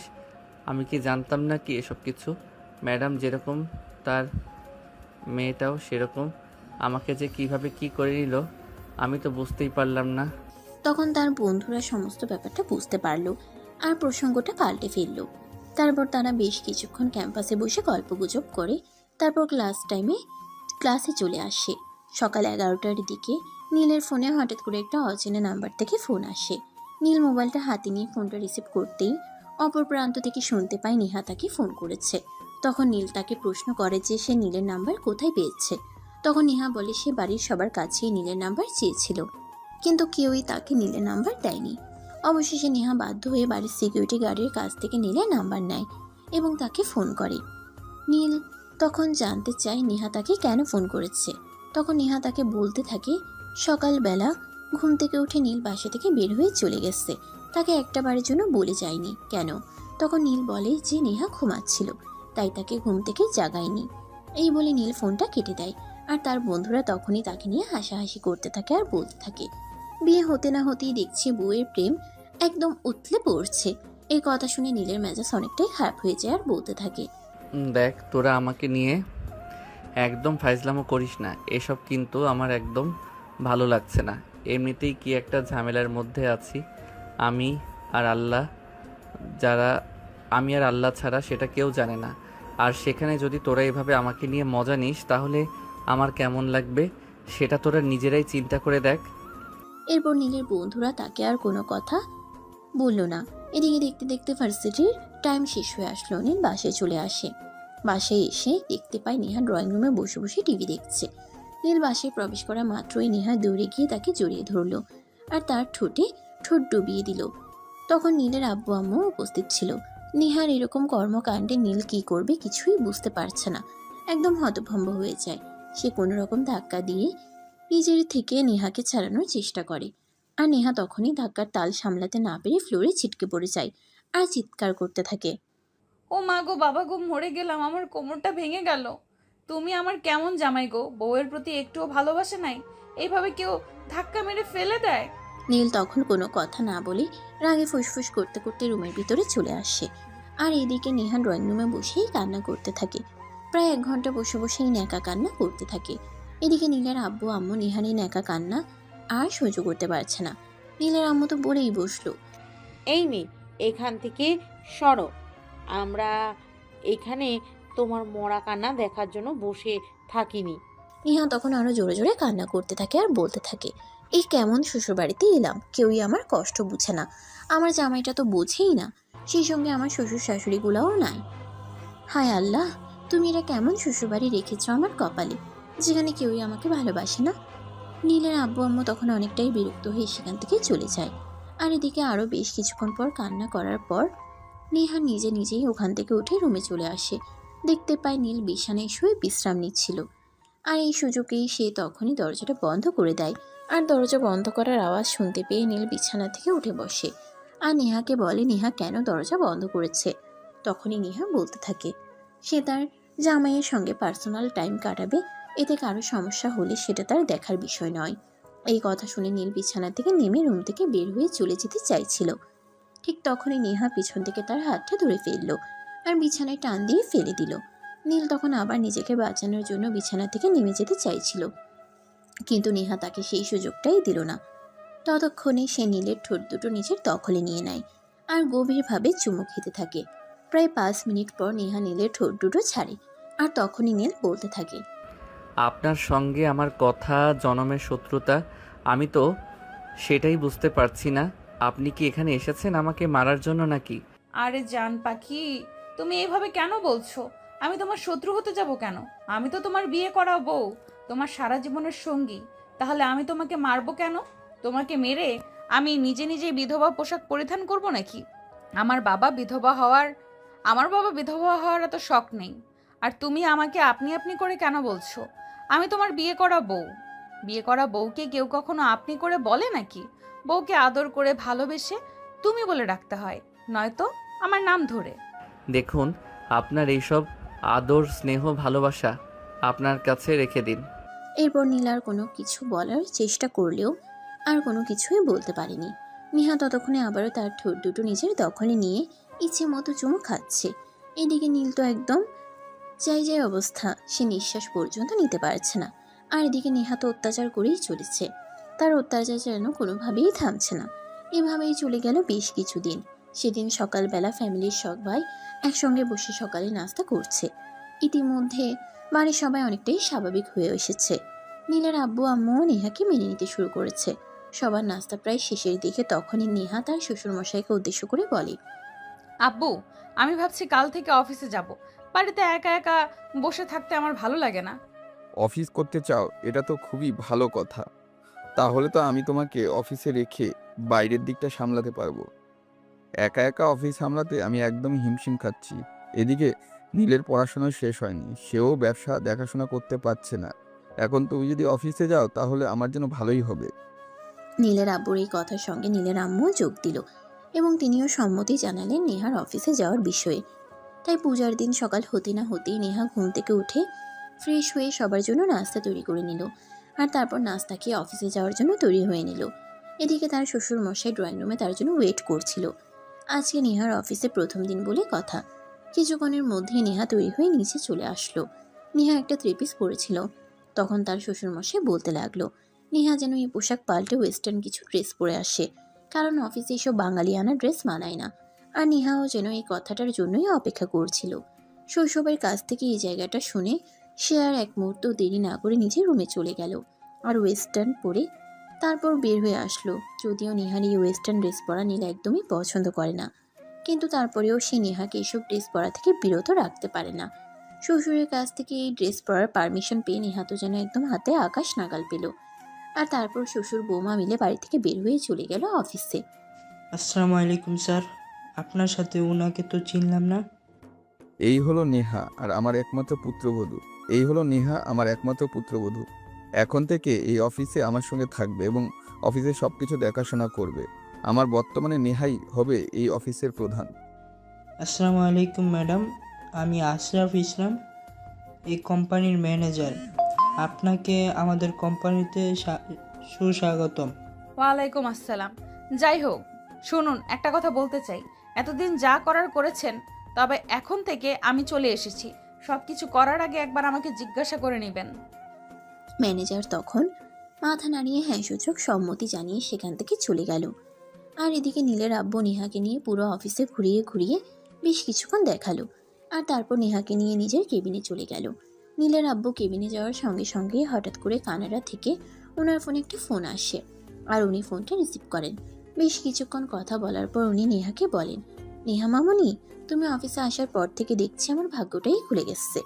এই কানাডার এই কোম্পানির সঙ্গে কাজ করার জন্য বেশ কয়েক মাস ধরে চেষ্টা করছি, কিন্তু তারা কোনোভাবেই আমাদের কোনো রিপ্লাই দিচ্ছিল না। তুমি অফিসে পা দিতে না দিতেই তারা নিজের থেকেই আমাকে ফোন করলো। সত্যি তুমি কতটা ভাগ্যবান সেটাই আমি ভাবতে পারছি না। আর যাই হোক, আমাকে আগামীকালকে এই কোম্পানির সঙ্গে কথা বলতে কানাডায় যেতে হবে। তুমি একা একা সব সামলাতে পারবে তো? আব্বু, কোনো সমস্যা নেই, আপনি কোনো চিন্তা করবেন না, আমি সবটা সামলে নিতে পারবো। আপনি আমার উপর সম্পূর্ণ ভরসা রাখতে পারেন। তাছাড়া আপনি খুব ভালো করেই জানেন আমি ব্যবসায় শিক্ষা নিয়ে পড়াশোনা করেছি, তাই ব্যবসা আমি খুব ভালো করেই বুঝি। তাছাড়া আপনি পরে যেহেতু আমার স্বামী হবেন এই কোম্পানির একমাত্র, তাহলে সব কিছু আমি না বুঝলেও বুঝে নেওয়ার চেষ্টা করতেই হবে। এরপর তারা দুজনে বেশ কিছুক্ষণ গল্পগুজব করলো, আর নীলের আব্বু ম্যানেজারকে ডেকে এনে ওনার পাশের কেবিনটা পরিষ্কার করে ঠিকঠাক করে নেহাকে বুঝিয়ে দেওয়ার জন্য বললেন। ম্যানেজার তখন তাড়াহুড়ো করে ওই কেবিনটা পরিষ্কার করে সব কিছু ঠিকঠাক করে নেহাকে ওই কেবিনে যেতে বলে। নেহা কেবিনে গিয়ে বসা মাত্র ম্যানেজারকে বলে, আজকের কাজ কি? তখন ম্যানেজার সব কিছু বলতে থাকে। তখনই নেহা ম্যানেজারকে বলে আজকের কাজের ফাইলগুলো নিয়ে আসতে, এগুলো চেক করে নিবে। ম্যানেজার তখন আমতা করে বলতে থাকে, ম্যাডাম, ওগুলো আপনাকে চেক করতে হবে না। নতুন যে কাজগুলো আসবে সেগুলোর ফাইলে আপনাকে চেক করে দিলেই হবে। এই কাজে সমস্ত ফাইল আমি চেক করে দিয়েছি আর সব কিছু ঠিকঠাক আছে। কিন্তু নেহা তার কোনো কথাই শুনল না। সে তার স্পষ্ট জানিয়ে দিল 10 মিনিটের মধ্যে সমস্ত ফাইল তার টেবিলে দেখা চাই, তা না হলে ম্যানেজারের চাকরি চলে যেতে পারে। ম্যানেজার কোনো উপায়ান্তর না পেয়ে সমস্ত ফাইল নেহার কেবিনে নিয়ে আসলো, আর সবগুলো ফাইল নেহার টেবিলে রাখলো। নেহা এক এক করে প্রত্যেকটা ফাইল চেক করছিল আর চোখে ম্যানেজারকে দেখছিল। ম্যানেজার দরকার নেহার সামনেই দাঁড়িয়েছিল। ফাইলগুলো চেক করা শেষ হলে ম্যানেজারকে নেহা বলতে লাগলো, আগামীকাল থেকে আপনার এই অফিসে আসার কোনো প্রয়োজন নেই। আপনারা যা কাজ সেটা আমি সামলে নিতে পারবো। ম্যাডাম, এসব আপনি কি বলছেন? আমি যদি চাকরি করতে না পারি তাহলে আমার বউ বাচ্চাকে কী খাওয়াবো? ওদেরকে আমি কিভাবে লালন পালন করব? ম্যাডাম, দয়া করে আপনি এরকমটা করবেন না। আপনি প্লিজ আমার উপরে একটু দয়া করুন। কিন্তু নেহা ম্যানেজারের কোনো কথাই শুনল না। নেহা পরিষ্কার জানিয়ে দিল, আগামীকাল থেকে যেন ম্যানেজার এই অফিসে চাকরি করতে না আসে, আর যদি আসে তাহলে এর পরিণাম ভয়াবহ হবে। ম্যানেজার তখন নেহার সঙ্গে কোনো কথা না বলে নীলের আব্বু মানে তার বসের সঙ্গে কথা বলতে নীলের আব্বুর কেবিনে চলে গেল। নীলের আব্বুর কেবিনে গিয়ে ম্যানেজার কান্না করতে করতে নীলের আব্বুকে বলতে লাগলো, স্যার, এটা আপনি কেমন লোক নিয়ে এসেছেন? আমি আপনার অফিসে এতদিন ধরে কাজ করেছি, আপনি কোনোদিন আমার কাজে একটু ভুল পর্যন্ত ধরতে পারেননি। আর সেখানে উনি প্রথম দিন অফিসে এসে আমাকে অফিস থেকে বের করে দিচ্ছেন, আর আমাকে বলছেন আমি যেন আর কখনো এই অফিসে চাকরি করতে না আসি। আর এটা কেমন কথা? আমি তো সেটাই বুঝতে পারছি না। এসব আপনি কি বলছেন ম্যানেজার সাহেব? আমি তো কিছুই বুঝতে পারছি না। বৌমা প্রথম দিন এসেই কেন আপনাকে অফিস থেকে বের করে দিবে? আপনি কি বৌমার সঙ্গে কোনো বেয়াদবি করেছেন নাকি কোনো উল্টাপাল্টা কথা বলেছেন? তখন ম্যানেজার নীলের আব্বুকে বলল সে কোনো উল্টোপাল্টা কথা বলেনি আর কোনো বেয়াদবিও করেনি। নীলের আব্বু তখন ভাবতে লাগলো তাহলে কি হয়েছে, বিষয়টা কি সেটা জানার জন্য তিনি নিজেই কেবিন থেকে বের হয়ে নেহার কেবিনে চলে গেলেন। নেহা ওনাকে দেখে উঠে দাঁড়ালেন আর বলতে লাগলেন, কি ব্যাপার আব্বু, আপনি হঠাৎ আমার টেবিলে কোনো সমস্যা হয়েছে নাকি? ম্যানেজার সাহেবকে তুমি কি বলেছো? তাকে নাকি আগামীকাল থেকে অফিসে আসতে না করেছো? হ্যাঁ আব্বু, কারণ উনি এই অফিসে দীর্ঘদিন ধরে চাকরি করছেন, এখন ওনার বিশ্রামে যাওয়া প্রয়োজন। তখন নীলের আব্বু বলতে থাকে এই ম্যানেজার এই অফিসে অনেকদিন ধরে চাকরি করছে বিশ্বস্ততার সঙ্গে, এখন হুট করে ওনাকে বাদ দিয়ে তো আমরা নতুন ম্যানেজার নিতে পারি না। নতুন একজন মানুষকে বিশ্বাস করতেও তো অনেকটা সময় লাগে। এই কথা শুনে নেহা বলতে থাকে, আপনি যাকে এতদিন অন্ধের মতো বিশ্বাস করে এসেছেন সেই মানুষটাই আপনার বিশ্বাসের ঘরে চুরি করেছে। সে এই কোম্পানি থেকে কত লক্ষ টাকা সরিয়েছে সেটার অঙ্ক আপনি কোনোদিনও মেলাতে পারবেন না। কারণ আমি আজকে এসে সবেমাত্র একটা প্রজেক্টের ফাইল চেক করেছি, সেখান থেকে উনি প্রায় 5 লক্ষ টাকা গড়বড় করেছেন। উনি যেদিন থেকে চাকরি করছেন সেদিন থেকে আজ পর্যন্ত যতগুলো প্রজেক্ট বের হয়েছে সবকটা প্রজেক্টেই এরকম করেছেন, যেটা আপনি বুঝতে পারেননি কারণ আপনি একা একা অফিস সামলাতে গিয়ে কখনো ওনার ফাইলগুলো চেক করতেন না। উনি যেটা বলতেন আপনি সেটাই বিশ্বাস করতেন। এসব কথা শুনে নীলের আব্বুর পায়ের নিচ থেকে যেন মাটি সরে যাচ্ছিল। উনি কিছুই বুঝতে পারছিলেন না এরকমটা কি করে হয়ে গেল। উনি যেই মানুষটাকে বিশ্বাস করে চাকরি দিয়েছিলেন সেই মানুষটা কিনা এত বড় বিশ্বাসঘাতকতা করলো, এটা উনি মেনে নিতেই পারছেন না। যে মানুষটা এত বড় বিপদে পড়ে ওনার কাছে এসেছিলেন একটা চাকরির জন্য, আর সেই মানুষটাই কিনা বিশ্বাসের ঘরে চুরি করলো। নীলের আব্বু প্রচণ্ড রকম খেপে গিয়ে ম্যানেজারের গালে ঠাস ঠাস করে 2টা চড় দিয়ে বলে দিতে লাগলেন, তুমি এক্ষুনি অফিস থেকে বের হয়ে যাও। আমি তোমার চেহারাটাও দেখতে চাই না। আমি সবচেয়ে বেশি খুশি তবেই হব যদি তুমি কোনোদিন আমার সামনে এসে না দাঁড়াও। আমার যে টাকা মেরে দিয়েছে সেটা ফেরত দেওয়ার ক্ষমতা তোমার নেই, আমি সেটা মাফ করে দিলাম। তবে কোনোদিন আমার সামনে পড়ো না, তাহলে হয়তো তোমার সঙ্গে এরকম কিছু হবে যেটা তুমি কখনো আশাও করবে না। সেটা বলতেই ম্যানেজার কান্না করতে করতে নীলের আব্বুর পা দুটো জড়িয়ে ধরলো আর অনেক করে ক্ষমা চাইতে লাগলো। কিন্তু নীলের আব্বু তার কোনো কথাই শুনলো না, চুপচাপ অফিস থেকে বের হয়ে যেতে বলল। ম্যানেজারও তখন আর কোনো উপায় না পেয়ে অফিস থেকে বের হয়ে চলে যেতে বাধ্য হলো। এদিকে নীলের আব্বু নেহাকে কিভাবে কৃতজ্ঞতা জানাবে সেটার ভাষাই খুঁজে পাচ্ছে না। তোমাকে ধন্যবাদ, বা তুমি যদি আজ অফিসে না আসতে তাহলে তো এটা ধরাই পড়তো না, আর দিনের পর দিন এই অনাচার চলতেই থাকতো। কারণ আমি মানুষকে বিশ্বাস করলে পুরোটা দিয়েই বিশ্বাস করি, আর সেই মানুষ কিনা আমার পেছন থেকে এভাবে ছুরি মারলো। এতে ধন্যবাদ দেওয়ার কিছু নেই আব্বু, আমি আপনার পুত্রবধূ আর এটা আমার কর্তব্য। ম্যানেজারকে দেখে আমার কেমন যেন একটা সন্দেহ হয়েছিল, তাই তো আমি এই প্রজেক্টের ফাইলগুলো চেক করতে চাইলাম। তখনই উনি ফাইলগুলো আমাকে দিতে থতমত হচ্ছিল, তাই আমার সন্দেহ আরো তীব্র হয় আর আমি ফাইলগুলো চেক করে সবটা জানতে পারি। অতঃপর দুজনের কথাবার্তা শেষ করে নীলের আব্বু নিজের কেবিনে চলে গেল। এরপর থেকে প্রত্যেক দিন নেহাই অফিস সামলাতো। দেখতে দেখতে প্রায় 1 সপ্তাহের সময় চলে গেছে। নীলের আব্বু আজ কানাডা থেকে বাংলাদেশে ফিরে আসবে, তাই সবাই ওনার ফিরে আসার জন্য অপেক্ষা করছে। কি ব্যাপার নেহা ম্যাডাম, আপনার অফিস কেমন চলছে? আপনি তো দেখছি অফিস করতে গিয়ে আমার খেয়াল রাখাই ভুলে যাচ্ছেন। অফিস তো ভালোই চলছে, আর আমি তোমার খেয়াল রাখা ভুলে যাব কেন? আমি তো প্রত্যেকদিন সকালে তোমার জন্য খাবার তৈরি করে রেখে যাই দুপুর পর্যন্ত, তারপর রাতে বাসায় ফিরে সবার জন্য রান্না করি নিজের হাতে। আমি তো আমার কর্তব্য যথাযথভাবে পালন করার চেষ্টা করছি, কিন্তু তোমার কেন এরকম মনে হলো সেটাই তো আমি বুঝতে পারছি না। নীল তখন একটা শয়তানি মার্কা হাসি দিয়ে বলল, তাদের বিয়ের তো অনেকদিন পেরিয়ে গেছে, কিন্তু তারা এখনো হানিমুনে যায়নি। এই কথা শুনে নেহা বলতে লাগলো, এখন কোনো হানিমুনে যাওয়া হবে না, কারণ সামনেই নীলের পরীক্ষা, আর পরীক্ষায় খুব ভালো রেজাল্ট করতে হবে, কারণ তার শাশুড়ি মা টিচার বলে কথা। এখন যদি পরীক্ষায় নীল খারাপ রেজাল্ট করে তাহলে সেটার জন্য তার শাশুড়ি মাকে কথা শুনতে হবে। সবাই বলবে ম্যাডামের মেয়েকে বিয়ে করেছে, তারপরেও ভালো রেজাল্ট করতে পারলো না।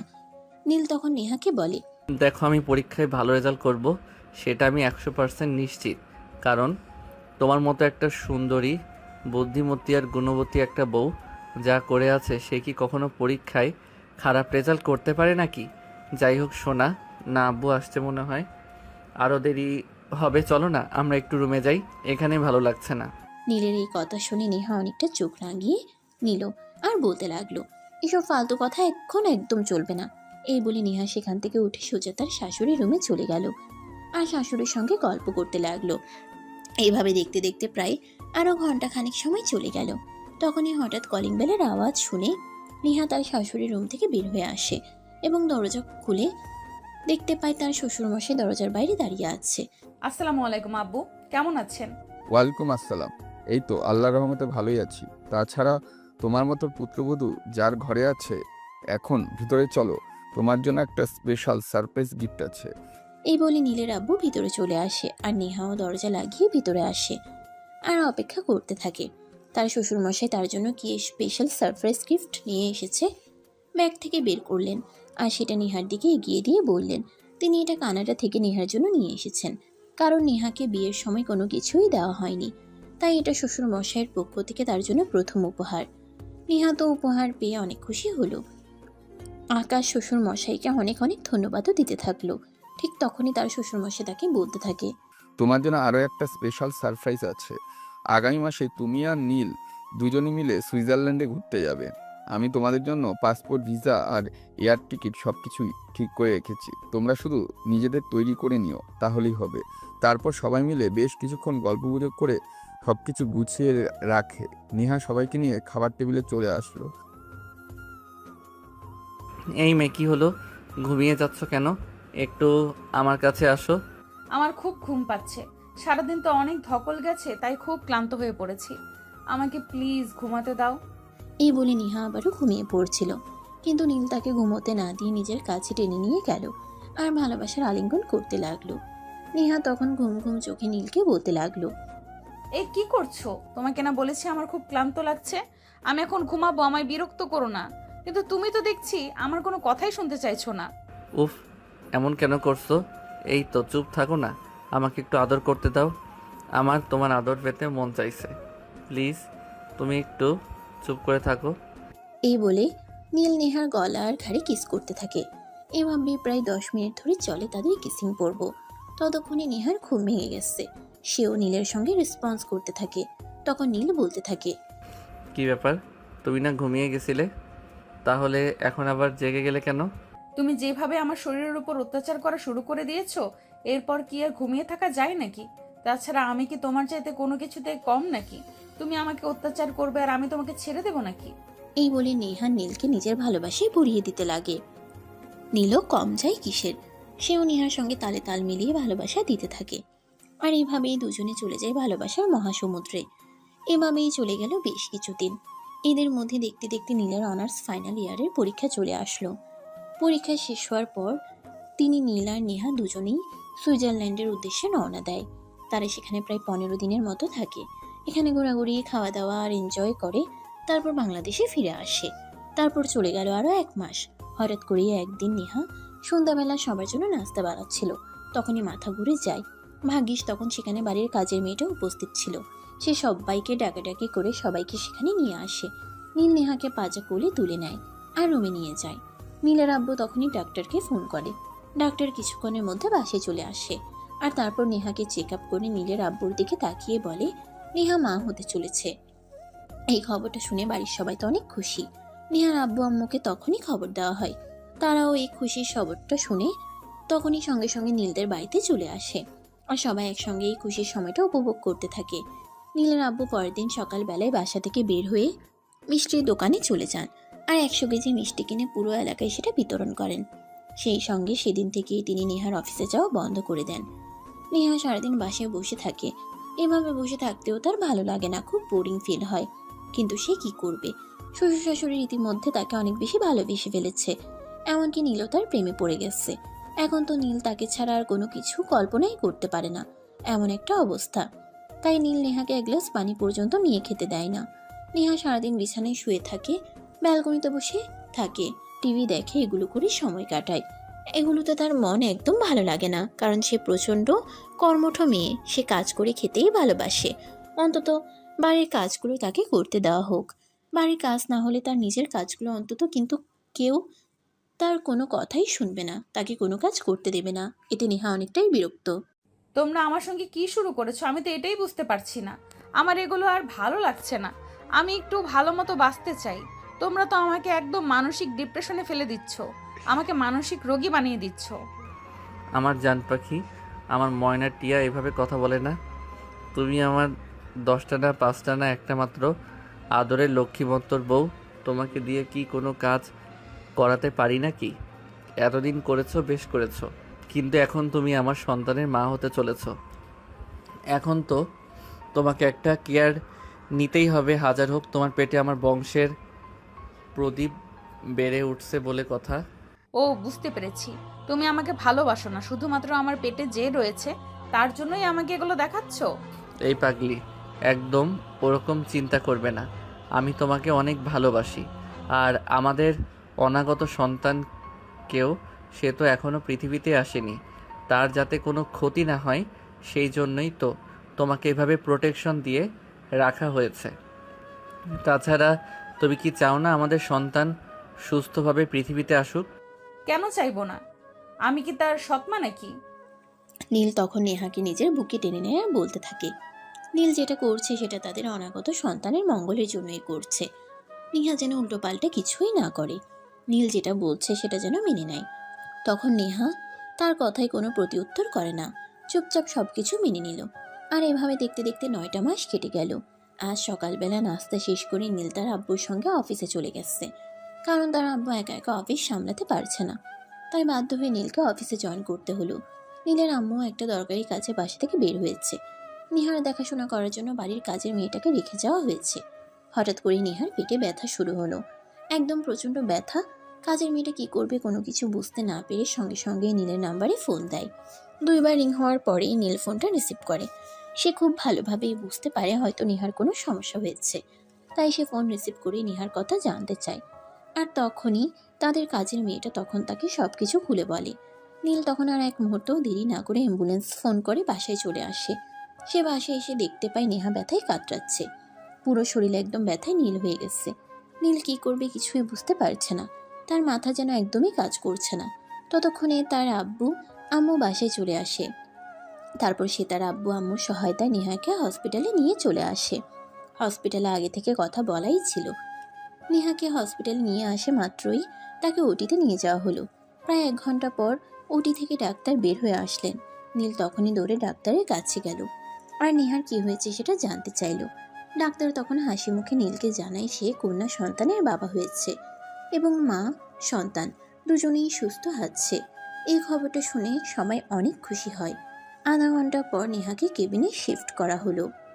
নেহা কেবিনে আসা মাত্রই নীল ছুটে তার কাছে চলে গেল আর বলতে লাগলো, তোমাকে অনেক ধন্যবাদ আমাকে পিতৃত্বের স্বাদ অনুভব করানোর জন্য। আমাকে শুধু ধন্যবাদ দিবে, আর কিছু দিবে না? এটা বলে নীল নেহার কপালে আলতো করে একটা ভালোবাসার পরশ এঁকে দিয়ে বলতে লাগলো, ম্যাডাম বাসায় তো চলো, তারপর না হয় বাকিটা সুদে আসলে ফেরত দেবো তোমায়। এটা বলতেই নেহা অনেকটা লজ্জা পেয়ে গেল আর নিজের মুখটা লুকানোর চেষ্টা করছিল, কিন্তু লুকাবে আর কথায়। এদিকে তখনই নার্স বাচ্চাকে নেহার কাছে নিয়ে আসলো আর তাকে বুকের দুধ খাওয়ানোর কথা বলে। নীল তখন নেহাকে বাচ্চাকে দুধ খাওয়ানোর কাজে সহযোগিতা করে আর তারপর সে তার মেয়েকে কোলে নেয়। অবাক হয়ে সে তার মেয়ের দিকে তাকিয়ে আছে। এ যেন একদম নেহার ফটোকপি। এটা দেখে সে নেহাকে বলতে লাগে, জন্ম দিলাম আমি, আর হলো তোমার মতো দেখতে। আমার মেয়ে কি তোমার মতো দেখতে হবে নাকি? ও মা, তাই নাকি? ব্যাংকে টাকা রাখলে কি টাকাটা এটিএম মেশিনের হয়ে যায়, নাকি ওটা মালিকেরই থাকে? গ্লাস আমার, চিনি আমার, পানি আমার, আর সেখানে এক ফোঁটা লেবুর রস দিতেই শরবত তোমার হয়ে গেল? ঠিক আছে বাবা, যাও, মেয়ে তোমাকেই দিয়ে দিলাম। আমাকে শুধু আব্বু বলে ডাকলেই হবে, আমার আর কিছুই চাই না। এই বলে নীল তার মেয়ের কপালে আলতো করে একটা ভালোবাসার পরশ এঁকে দিল। আজ 7 দিন। আজ নেহা আর তার মেয়েকে বাড়িতে নিয়ে যাওয়া হবে। সে উপলক্ষে তাদের পুরো বাড়িটা অনেক সুন্দর করে সাজিয়েছে নীলের আব্বু, কারণ তার বংশের একমাত্র উত্তরাধিকারী আসছে বলে কথা। সকালবেলায় তিনি নেহাকে ফোন দিয়ে বলেন, বৌমা তাড়াতাড়ি চলে এসো, আমার কিন্তু আর তর্স হইছে না, কখন আমার বাড়ির মানুষ বাড়িতেই আসবে। হ্যাঁ আব্বু, আপনি কোনো চিন্তা করবেন না, তাড়াতাড়ি আমরা চলে আসব। দুপুর 12টার দিকে তাদেরকে হসপিটাল থেকে রিলিজ করা হলো। আর তারপর নীল, নেহার আব্বু আম্মু, নেহা আর তাদের ছোট্ট পুচকে সোনাটাকে নিয়ে তারা হসপিটাল থেকে বের হয়। আর কিছুক্ষণের মধ্যেই বাড়িতে চলে আসে। বাড়িতে এসেই দেখতে পাই যেন এক মহা উৎসব চলছে। এটা দেখেই নেহা তার শ্বশুর আব্বুকে বলে, আব্বু, আমি কিন্তু খুব মন খারাপ করেছি। আমার বিয়েতে কোনো অনুষ্ঠান করেনি, আর এখন আপনার নাতনি আসছে বলে বাড়িটাকে এত সুন্দর করে সাজিয়েছেন আর এত বড় করে অনুষ্ঠান করতে চলেছেন। তখন তার শ্বশুরমশাই বলতে থাকে, তারা যদি এভাবে বিয়ে না করতো তাহলে তিনি তাদের বিয়েটাও মহা ধুমধামের সঙ্গেই আয়োজন করতেন। কিন্তু যা হওয়ার তা তো হয়ে গেছে। অতীতের কথা মনে করে মনে কষ্ট নিয়ে তো আর লাভ নেই। এখন বাড়িতে নতুন মেহমান এসেছে, তাই এখন এই সব কিছু ভুলে যাওয়া উচিত আর নতুন মেহমানকে নিয়ে খুশি থাকা উচিত। নেহা তখন মুচকি হেসে বলল, হ্যাঁ আব্বু, আপনি একদম ঠিক কথাই বলেছেন। আমি তো শুধুমাত্র আপনার সঙ্গে একটু দুষ্টুমি করছিলাম মাত্র। এরপর নেহার শাশুড়ি মা নেহা আর তার মেয়েকে বরণ করে বাড়িতে তুলে নিল। অপরদিকে নেহার শ্বশুর মশাই এলাকার গণ্যমান্য ব্যক্তিবর্গ থেকে শহরের বড় বড় ব্যবসায়ীদেরকে ওনার বাড়িতে ইনভাইট করেছেন ওনার নাতনির বাড়িতে পা রাখা উপলক্ষে। মহা ধুমধামের সঙ্গে পালন করা হলো নেহার মেয়ের বাড়িতে আসার আনন্দ উৎসব। সবাই অনেক আনন্দ উল্লাস করলো। আর এরপর দেখতে দেখতেই চলে গেল প্রায় 4 বছর। ইতিমধ্যে নেহার মেয়েকে স্কুলে ভর্তি করানো হয়েছে। নেহার মেয়েটা দেখতে একদম মাশাআল্লাহ নেহার মতোই হয়েছে, যেমন গুণবতী, রূপবতী এবং বুদ্ধিমতী। সব দিক থেকেই একদম পারফেক্ট। কোনো দিক থেকেই কেউ নেহার মেয়েকে হারাতে পারবে না। এটা দেখে তো নীল প্রায়ই বলে, নেহা, তোমার মেয়ে একদম তোমার ফটোকপি। এতে যে তোমার হিংসা লাগে সেটা তো আমি খুব ভালোভাবেই বুঝতে পারছি। না রে বাবা, আমার মেয়েকে আমি হিংসা করব কেন? আমার তো আরও গর্ব হয় যে আমার বউ আর আমার মেয়ে দুজন সেম সেম। সত্যি নেহা, একটা সময় তোমার প্রতি আমার অনেক রাগ অভিমান থাকলেও এখন কিন্তু তোমার প্রতি আমার কোনো রাগ অভিমান নেই। রয়েছে এক বুক ভালোবাসা আর আকাশ সমান সম্মান, শ্রদ্ধা। তোমাকে আমার স্ত্রী হিসেবে পেয়ে আমার জীবন ধন্য। এই বলে নীল নেহার কপালে আলতো করে একটা ভালোবাসার পরশ এঁকে দিতে যাবে, তখনই তাদের মেয়ে অদিতি রুমে চলে আসে আর এটা দেখে বলতে থাকে, আমি সবাইকে বলে দেব বাবা মা আমাকে পাপ্পি দিয়েছে। মেয়ের এমন কর্মকাণ্ড দেখে তারা দুজনেই তাজ্জব বনে গেল আর অনেকটা লজ্জায় পড়ে গেল। নীল তখন তার মেয়েকে নিজের কাছে টেনে নিল আর বলতে লাগলো, আম্মু, এদিকে আসো, আমি তোমাকেও আদর করে দিচ্ছি, তবে তুমি কিন্তু কারো কাছে কিছু বলবে না।